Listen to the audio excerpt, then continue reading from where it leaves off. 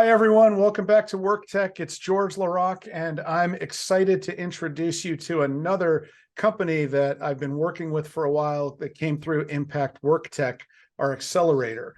The company is called Shaka, and they describe themselves as an online company culture platform for company leaders struggling to create culture within remote environments. And I'm joined by founder and CEO Melanie Wertzberger to learn more about what that means. Welcome, Melanie. Hi, George. Thanks for having me. I'm excited to be back in the hot seat with WorkTech. It's great to have you here, and I'm excited to share the Shaka story with the community. So let's start with quick intros. Can you just tell everybody a little bit about yourself and a little bit about Shaka? Absolutely. So I'm a founder based in the Midwest in Iowa. And I guess I'll start with how Shaka was born. So my prior career, I've always been really interested in startups, loved working with growing companies, even throughout college and school. I was fascinated by the students who were building businesses and had participated in pitch competitions. So when I graduated school, I went to work for a venture-backed startup.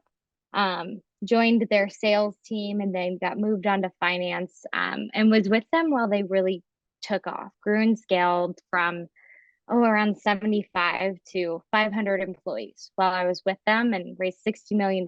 It was such a good like learning experience and crash course in startups. But I did experience a problem firsthand as an employee, which was just trying to get connected and build a community at work. And I'm a person who I really like to have friendships at work. I think it changes your day for the better. Um, and this organization struggled with silos, and I moved from one office to another, their Austin, Texas office to California office.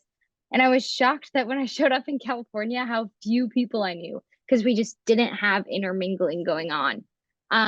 So I started to have this budding idea for a platform that would help employees get connected on a real personal level.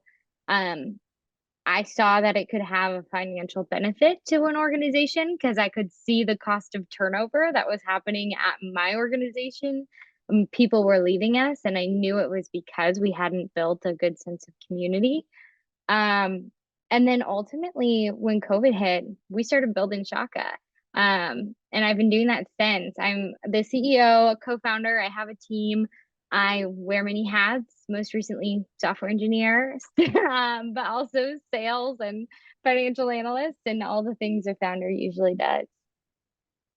Well, I really appreciate that sort of, origin story. And it's always good to hear, how and why a company came to be. So um, you talked a little bit about the origin and sort of the what, but how does the product, how do people experience the product within an enterprise? What is that like? How does it work? Absolutely. It was really important to me that we make something lightweight. I think when you think about HR tech, it's often seen as very cumbersome, a huge lift to start, maybe archaic to use. And a lot of times today, when I'm talking to HR leaders, they're just intimidated by setting up another platform. So as we built, we really tried to think about how little could we make an employee use our interface, which is kind of counterintuitive. So the way a company experiences Shaka is they come to us, we give them a demo of our features. We say, here's how we can package Shaka for you. You can get monthly connection meetings. We're going to set your employees up for monthly coffee chats where they're being paired with someone new. We integrate right into their calendar, so they never have to leave their Outlook or Google program. And it just comes scheduled for them. It provides conversation starters, and it says, Melanie, you and George are meeting on January 20th or whatever it may be for 20 minutes. And then the next month they get a new connection. We also have a challenges tool. So Shaka designs fun, different team-based or individual challenges that promote well-being and camaraderie at the workplace. So right now we're running a healthy recipe challenge, and employees submit their different favorite healthy recipes. And then at the end of the quarter, we're putting together company cookbooks for each company. And there's prizes, and it really creates a lot of like fun conversation, and you learn about what people eat and enjoy and love. Um, and we also have a space for communities, for employee interest groups to form, for employees to talk about, what they're enjoying on Netflix, to share those pictures of their dogs. And then finally, we also offer stay interviews. So we do 5 stay interviews a quarter with our clients, and it's been kind of amazing. Like, just to see what an employee is willing to share and open up on about their experience when it's not their HR representative, when it's someone external who is just here to talk about how can we make your culture better. So we wrap that up in one big package and we do it all for you. And it sounds like a lot, but truly a company can set up Shaka in less than a week and we can have all that running for them. Wow. Wow. And you do a really good job actually making it sound, so easy.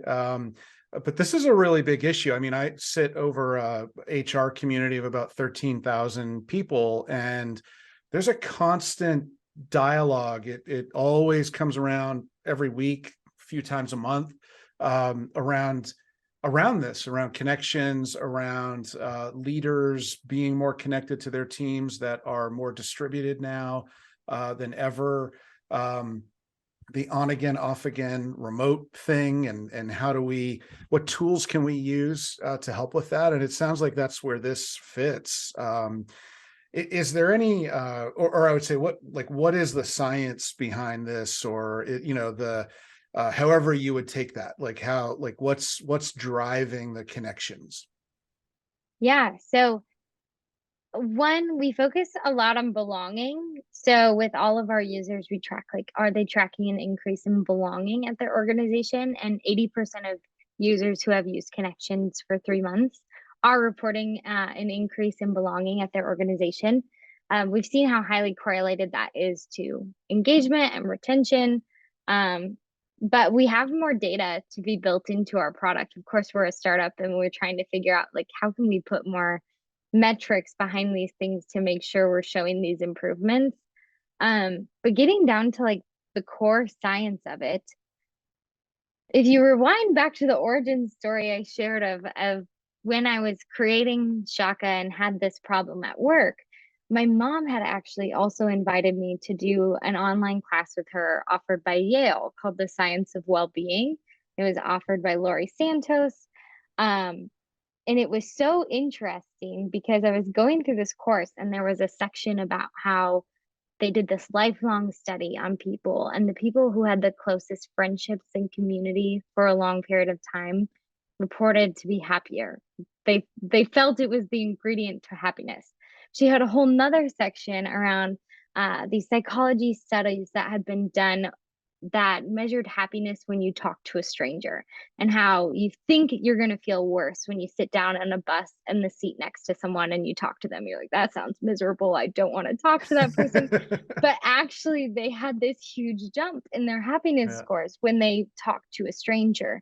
And so I tried to incorporate those like underlying psychology findings into our product at the beginning, with Connections, with our communities tool, with challenges, because of course another section of the course was around wellness and mental wellness and thankfulness. So our Q3 challenge is around gratitude and what gratitude can do for your happiness.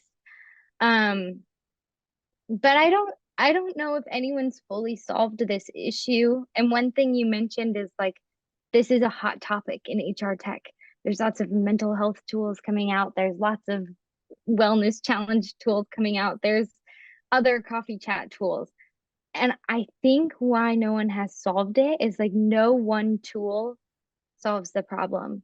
Not everyone responds to every feature as strongly as someone else, and not everyone has the same definition of belonging at their company. So as I've been building this product, I realized that to really make an impact, we have to do a lot of different things inside one tool. Yeah, that's a really good point. You know, I didn't realize where you were going to go, and I would have prepared better, because I heard this week, I can't remember this scientist's name, but there was just a big PR push around the longest happiness study ever conducted. And he was on, I think I was listening to, it was either a podcast or NPR, and they asked him a question I thought was really interesting. And they said, with everything you've now learned about happiness, if you could go back and give yourself advice early on, what would you do, and what would you tell people to do to help with and it was about happiness and about how that contributes to their wellness. And his answer was, I would invest in friendships and making connections and establishing relationships. He said, and that's what you're talking about, is putting aside a certain amount of time per week, getting those introductions, making that happen. For the show notes here, I'll find it and we'll link to it and I'll send it to you. But that, I think you're onto something. And, there are studies that are showing that as much as we're more effective and efficient and productive in distributed environments, happiness really does matter. We're human beings, and we need those connections. So keeping this going, what have you found as you're out talking to customers, folks are using this? What does your ideal customer look like? What are the attributes that an ideal customer brings to the table? Yeah. So right now we've seen a lot of success, and we really are targeting companies that have 100 to 2,000 employees. And of course, that distributed white collar workforce is who our product is originally built for. So think of companies that they might be working remote, they might be hybrid, they might be in office if they have 10 offices across the US. There's some sort of disconnection across their workforce that could use bridges. And that's where Shaka comes in. We work a lot with, we've worked digital marketing companies, insurance tech companies, medical tech companies. A lot of innovative cultures seem to care about these things for their employees. I've been surprised to find like the customers that really resonate with our product are not people who have horrible cultures, but people who already know the importance of it. That was maybe a surprise to me. But that's who we serve today, and we love to talk to companies that have that 100 to 2,000 employees, and they're trying to put structure behind their culture, but they maybe don't have a whole person or bandwidth or culture team to dedicate to it. Right. And we can come in and be their superheroes and make them look like they run so many programs and they get so much done for their team and really create a fun workplace. But I have to say, in 2023, we've also considered like, there are so many distributed workforces in different industries too. You think about like trucking and healthcare, and there's so many industries that were actually the original remote workers and distributed workers, and we've been considering, how can we adjust our platform to really serve them too. Yeah, that's smart. And so the companies that are using it, I know this is a there isn't one answer to this question, but maybe you can give us some examples. What does success look like to them, or what are they learning about what success looks like with your product, but with this culture, connection, belonging? Yeah. So it's interesting because we kind of have two users, right? You have that HR professional where success for them looks like we've saved them time. We'll make them look like that superhero. Like, how did you get all of this done with the hours you have in the day? And they already have so much on their plate. If they're an HR generalist or an HR manager, like, to be able to invest in culture, their definition of success is, how many people can we get using it? And can this please not pull a lot of my time? And when we get that, when we drive great adoption, which we help them do through different incentives and integrating with some of the places the employees already live and communicating with them through Shaka, as well as like tracking. I just talked to a company this week that was like, we're running a connections program without Shaka. Like, we do coffee chats. I spend 22 hours a month scheduling them. Wow. And I was like, well, do I have something for you? It was so fun. It was so fun to get them on board. So that's success for the HR team.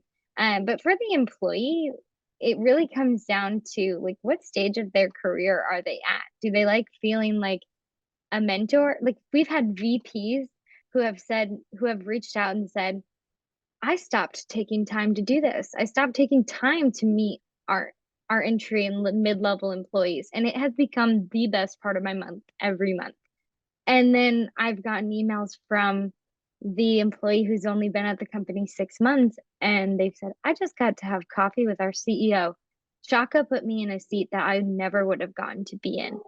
Wow. Um, so I think there's no real definition of success for the employee because it's where you're at in your career. Yeah. Yeah.